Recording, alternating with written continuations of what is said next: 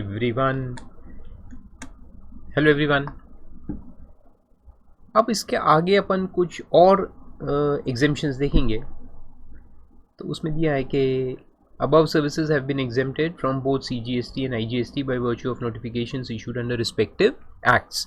यानी ये जो पूरे एग्जेम्पशन हमने देखे ये बेसिकली तो CGST के लिए देखे, लेकिन सेम एग्जेम्पशंस IGST के अंदर भी दिए जाते हैं। तो एक दो नोटिफिकेशन साथ साथ में आते हैं, एक CGST का और एक IGST का। Then apart from this, list of services exempt from IGST by notification number 9/17 also includes following 3 लिखा है लेकिन उससे मतलब नहीं है। तो IGST के जो एक्स्ट्रा एग्जेम्पशंस है वो अपन देखते हैं। तो पहला है services received from a provider of service located in a non taxable territory. अब IGST में क्या है कि इंटर स्टेट तो आते ही है, तो CGST इंट्रा स्टेट को कवर करता है, IGST इंटर स्टेट को करता है। तो इसमें जो है जहाँ सर्विस इंडिया से इंडिया के अंदर ही है, चाहे महाराष्ट्र के अंदर हो या महाराष्ट्र से बिहार हो या दिल्ली से यूपी हो, तो इंट्रा स्टेट इंटर स्टेट। तो इसके जो एग्जेम्पशंस है CGST के और साथ में SGST हम नहीं पढ़ रहे लेकिन उसमें भी साइमल्टेनियसली सिमिलर एग्जेम्पशंस आते हैं। तो जो चीज़ CGST में एग्जेम्प्ट है वो ऑटोमेटिकली SGST में भी एग्जेम्प्ट हो जाती है और IGST में भी एग्जेम्पशन है। तो यहाँ तो कॉमन है, लेकिन एक चीज़ है import transactions. Import export transactions जो है ये सीधे IGST में कवर होते हैं, ये CGST में आते ही नहीं है।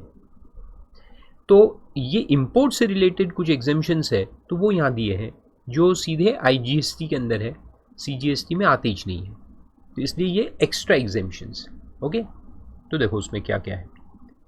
तो पहला पॉइंट है कि services received from a provider of service located in a non taxable territory, यानी इंपोर्ट हो गया है ना। तो किसने रिकवर किया है, देखो किसने रिसीव किया है, by, received by government, local authority, governmental authority or an individual in relation to any purpose other than commerce, industry or any other business or profession। तो ये देखो, ये एक पॉइंट हमने देखा था ना सेक्शन 7 में, याद होगा आपको, कि अगर आप इंपोर्ट करते हो कोई सर्विस जो बिजनेस से रिलेटेड नहीं भी है, मगर अगर कंसिडरेशन है और बिजनेस से रिलेटेड नहीं भी है, तो भी उसको टैक्सेबल करते हैं, उसको सप्लाई माना जाता है। लेकिन और फिर एक और पॉइंट है कि इंपोर्ट में अपन जो इंपोर्टर है उसको रिवर्स चार्ज लगाते हैं, है ना। तो अब सोचो आपको घर बनाना है, लोकल रेसिडेंशियल हाउस बनाना है इंडिया में, उसका आर्किटेक्ट आपने अपॉइंट किया है समबडी फ्रॉम ब्राज़ील। अब वो ब्राज़ील का आर्किटेक्ट है, वो उधर बैठा हुआ है, उसने आपको सर्विस दिया। आप कौन, एक इंडिविजुअल जिसका कोई बिजनेस नहीं है, या बिजनेस होगा भी लेकिन वो बिजनेस अलग है। ये जो सर्विस आप ले रहे हैं वो बिजनेस से रिलेटेड नहीं है, ये तो अपना घर बना रहे अपन। तो वो आर्किटेक्ट से जो सर्विस लोगे, क्या आपको उसमें रिवर्स चार्ज मैकेनिज्म लगाएंगे? आप तो हो सकता है रजिस्टर्ड भी ना हो GST के अंदर, हो सकता है हो भी अपने बिजनेस के लिए, हो सकता है ना भी हो, you are a salaried person, तो रिवर्स चार्ज कैसे लगाएंगे और कहाँ आप जाके टैक्स वैक्स भरेंगे? तो ऐसे जो सर्विसेज है जो एक इंडिविजुअल इंपोर्ट करता है, देखो इंडिविजुअल इंपोर्ट कर रहा है in relation to any purpose other than commerce, यानी पर्सनल यूज के लिए, तो वो एग्जेम्प्ट है। तो एग्जेम्प्ट एक ही एक्सेप्शन इसका है, वो है OIDAR, online database access and retrieval services. जो है वो एक ही सर्विस है जो आप अगर बिजनेस के अंदर नहीं भी यूज़ कर रहे हैं, यानी आपने पर्सनली भी अगर लिया, जैसे आप ऑनलाइन जाके मूवीज़ देख रहे हैं गूगल के ऊपर या कोई भी फॉरेन साइट के ऊपर, तो वहाँ पर उसको टैक्सेबल करते हैं। और वो हमने पढ़ा था कि उसको टैक्सेबल करना है। OIDAR अकेला एक सर्विस है जो नॉन बिजनेस में इंपोर्ट होगा तो भी टैक्सेबल, लेकिन उसके अलावा बाकी सब एग्जेम्प्ट। ठीक है, तो वो इंडिविजुअल। तो आर्किटेक्ट का एग्जांपल आप वहाँ लिख सकते हो, आर्किटेक्ट, या कोई चार्टर्ड अकाउंटेंट भी होगा, फॉरेन का कोई CA, और उससे आपने इंडिया में सर्विस लिया, लेकिन CA का सर्विस तो बिजनेस में लेते हैं नॉर्मली अपन, तो चलो उसको छोड़ देते हैं और कोई ले लो। एनी काइंड ऑफ प्रोफेशनल जिसका सर्विस आपने लिया है जो कि नॉन बिजनेस यूज़ के लिए, not in the course of commerce और इंडस्ट्री, ठीक है, तो वो एग्जेम्प्ट है। और दूसरा गवर्नमेंट का है, तो गवर्नमेंट अगर कोई भी सर्विस इंपोर्ट करता है जिसका रिसिपिएंट गवर्नमेंट है, लोकल अथॉरिटी है या गवर्नमेंटल अथॉरिटी है, ठीक है, तो ये सब एग्जेम्प्ट है। फिर दूसरा पॉइंट है any entity registered under section 12AA यानी चैरिटेबल ट्रस्ट्स। 12AA जो इनकम टैक्स एक्ट का है जिसमें चैरिटेबल ट्रस्ट या रिलीजियस ट्रस्ट जो रजिस्टर्ड होते हैं, तो वो अगर कोई भी इंपोर्ट करते हैं सर्विस तो वो एग्जेम्प्ट है। And a person located in a non taxable territory, यानी सर्विस देने वाला भी नॉन टैक्सेबल टेरिटरी का है और लेने वाला भी नॉन टैक्सेबल टेरिटरी का है, लेकिन हो सकता है कि सर्विस इंडिया में रिसीव हुई हो, फॉर एग्जांपल कि कोई सर्विस इंडिया में देना है लेकिन देने वाला भी फॉरेन का है और लेने वाला भी फॉरेन का है, the person is outside India, उसका कोई हो सकता है कोई घर वर इंडिया में हो या कोई प्लेस हो इंडिया में जहाँ से रिलेटेड वो सर्विस है, लेकिन देने वाला भी बाहर का है और लेने वाला भी बाहर का है, तो फिर वो भी एग्जेम्प्ट है। तो 3 एग्जेम्पशंस है इंपोर्ट ऑफ सर्विस को लेकर के, ठीक है, याद रखना। लेकिन उसमें प्रोविज़ो कहता है कि shall not apply, these exemption shall not apply to, पहला तो वो ये देखो OIDAR, ये मैंने आपको कहा ना कि ये एक ही एक्सेप्शन है जिसमें अगर इंपोर्टर इंडिविजुअल भी है तो भी वो टैक्सेबल है, नॉन बिजनेस यूज़ है तो भी टैक्सेबल है। OIDAR service is always taxable. और service by way of transportation of goods by a vessel यानी ship from a place outside India up to the custom station of clearance in India. तो ये दूसरा case कि अगर ship से कोई goods आ रहा है इंडिया, ठीक है, फ्रॉम से USA टू बॉम्बे, तो ये जो शिपिंग है ये टैक्सेबल होगा even if the recipient is say for example a person located in a non taxable territory, जैसे हमने देखा देने वाला भी बाहर का है लेने वाला भी बाहर का है, लेकिन अगर ये शिपिंग सर्विस है, शिप से जो सर्विस है दी जा रही है शिपिंग ऑफ गुड्स, तो ये टैक्सेबल होगा if the goods are coming from से US टू मुंबई, कोई भी custom station in India, it can be Mumbai, it can be Chennai, it can be Cochin, Visakhapatnam, Kolkata, कहीं पर भी हो सकता है। कस्टम स्टेशन का डेफिनेशन दिया है कस्टम्स एक्ट में, अच्छे से पढ़ चुके हो आप, तो यहाँ पढ़ने की ज़रूरत नहीं है। Then services receive by RBI from outside India in relation to management of foreign exchange reserves. RBI के पास फॉरेन एक्सचेंज होता है और ये जो रिजर्व्स है फॉरेन एक्सचेंज जो है वो RBI इंडिया में नहीं रखता, उसको फॉरेन में कहीं बैंक में रखा होगा, तो उसके चार्जेस देने पड़ते होंगे, है ना, तो वो भी एक सर्विस है ना जो फॉरेन में किसी पार्टी से RBI ले रहा है for managing the foreign exchange reserves, इसके पैसे भी देना होगा, लेकिन वो भी एग्जेम्प्ट है, तो एग्जेम्प्ट है और इसमें RBI को अपन रिवर्स चार्ज मैकेनिज्म नहीं लगाएंगे।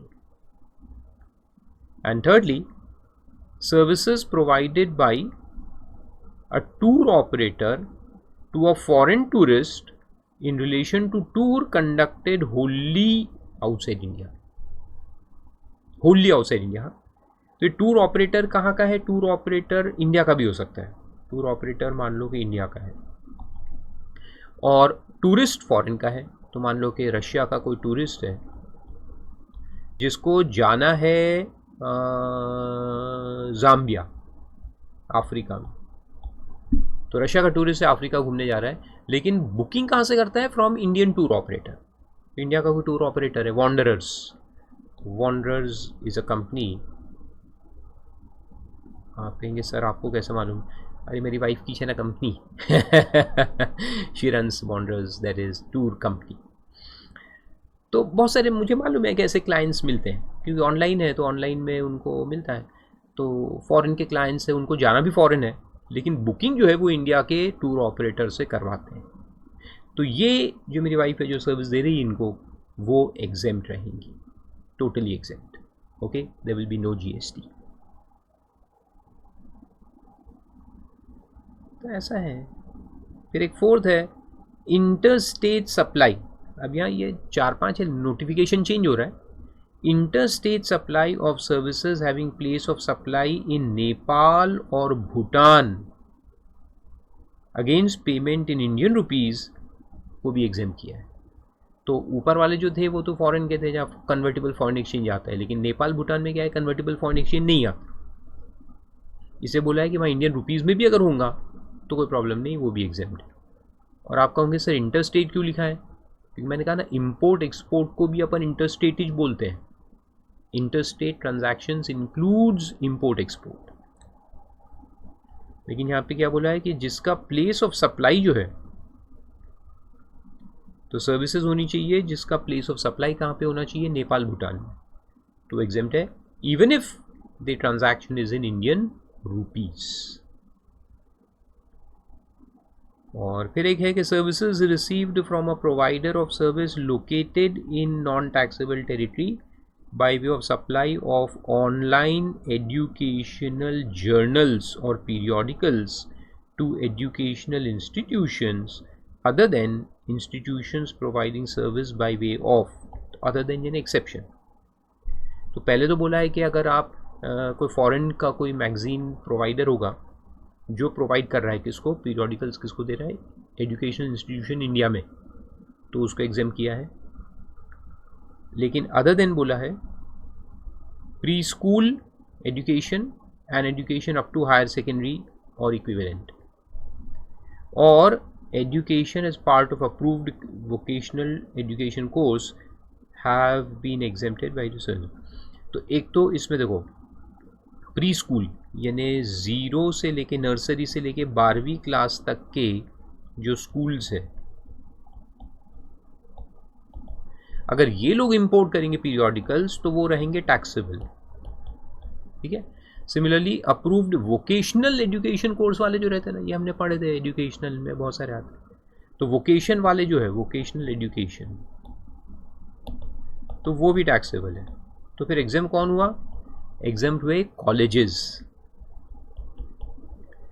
कॉलेजेस जो डिग्री कोर्स वगैरह रन करते हैं वो अगर ये पीरियोडिकल्स को इंपोर्ट करेंगे मैगजीन्स एंड ऑल, तो वो एग्जाम है। और लास्ट में है कि है royalty and licence fees exempted from IGST to the extent it is paid on the consideration attributable to royalty and license fee included in transaction value under customs। अब ये बहुत सिंपल पॉइंट है, customs पढ़े ना आप लोगों ने, उसमें एक पॉइंट है कि रॉयल्टी जो होती है लाइसेंस फीस वो अपन इंक्लूड करते हैं वैल्यूएशन में।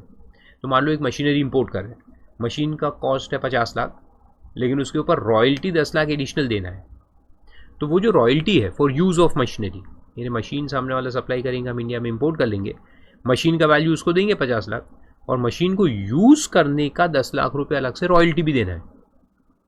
तो कस्टम्स वैल्यूएशन रूल में हमने पढ़ा था कि ये जो रॉयल्टी है even if it is for use after import, लेकिन अगर रॉयल्टी प्री डिटर्मिन्ड है तो उसको अपन ट्रांजैक्शन वैल्यू में इंक्लूड करते हैं कस्टम्स के लिए।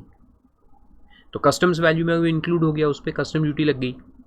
तो जब कस्टम ड्यूटी लगी गई और कस्टम्स में हमने देखा ना कि उसमें IGST भी लगाई देते ना अपन, इंटीग्रेटेड टैक्स अलग से लग जाता है उसमें, तो कस्टम्स के अंदर इंटीग्रेटेड टैक्स लगा दिया, इंपोर्ट ड्यूटी BCD तो लगाया ही, साथ साथ में इंटीग्रेटेड टैक्स भी लगाया, और उस पर IGST अलग से भी लगाएंगे क्या IGST एक्ट के अंदर, तो डबल डबल हो जाएंगे ना। तो ऐसा नहीं होना चाहिए, इसलिए यहाँ से उसको एग्जाम किया। तो रॉयल्टी एंड लाइसेंस फी वैसे तो सर्विस है, तो इस पर GST तो लगना चाहिए, लेकिन अगर ये कस्टम वैल्यू में ऑलरेडी इंक्लूड हो गया है तो फिर उसको IGST अलग से दोबारा चार्ज नहीं करें। समझ में? और उसमें लिखा है कि IGST leviable on import of service in relation to temporary transfer or permitting use or enjoyment of any intellectual property right has been exempted to the extent of the aggregate of duties of customs leviable under 37 यानी वो integrated tax, क्योंकि वहाँ लग गया है, इसलिए फिर यहाँ उसको एग्जाम करेंगे। Towards royalty and licence fees included in the transaction value on which appropriate custom duties have been, simple. फिर इसके अलावा कई सारे सर्कुलर्स दिए इधर। ये सर्कुलर्स क्या रहता है कि कोई इशू आता है, तो जो अपन इतने सारा पढ़े अभी तक, उसमें कहीं कोई इशू आया तो उसके ऊपर गवर्नमेंट का क्लैरिफिकेशन होता है। तो ये सेल्फ एक्सप्लेनेटरी रहते हैं, इसको समझाने की ज़रूरत नहीं रहती। तो इसको एक बार आप पढ़ेंगे, बहुत सारे अलग अलग टॉपिक्स के ऊपर है, इसमें सब दिया रहता है what is the issue and what is the clarification given by the department on that. और सर्कुलर पे वैसे एग्ज़ाम में क्वेश्चन नहीं आते हैं, ये डिपार्टमेंटल उसके लिए रहते हैं सर्कुलर्स जितने भी है ना, तो वो इंटर डिपार्टमेंटल, डिपार्टमेंटल के अंदर में जो काम होता है तो उसको कैसे करना है, ऑफिसर्स को क्वेश्चन है कि क्या करना चाहिए, तो CBIC जो है, central board of indirect tax and customs, वो उनको बताती है कि इसको इस तरह से करने का है। And circulars as you know are not binding on the court also, तो इसलिए एग्ज़ाम में इसमें क्वेश्चन नॉर्मली नहीं आते। वो आजकल जो MCQ वगैरह चालू किया उसमें एक आध क्वेश्चन आ गया तो आ गया, इसलिए इसको एक बार रीड करके सिर्फ इसको आप रखेंगे, ठीक है। Don't go much in detail, रटने की ज़रूरत बिल्कुल नहीं है। Great, so that was the complete chapter of exemptions. बहुत इंपॉर्टेंट चैप्टर है, इसके जो क्वेश्चंस वगैरह है वो अलग से, जो क्वेश्चन बुक मैंने आपको दिया है उसके अंदर है, और उसका लेक्चर अलग से आएगा, बाद में अपन करेंगे उसको, पहले पूरा थियरी फिनिश कर लेंगे, बाद में जो लेक्चर है उसके वो अलग से मैं आपको दूंगा। ओके।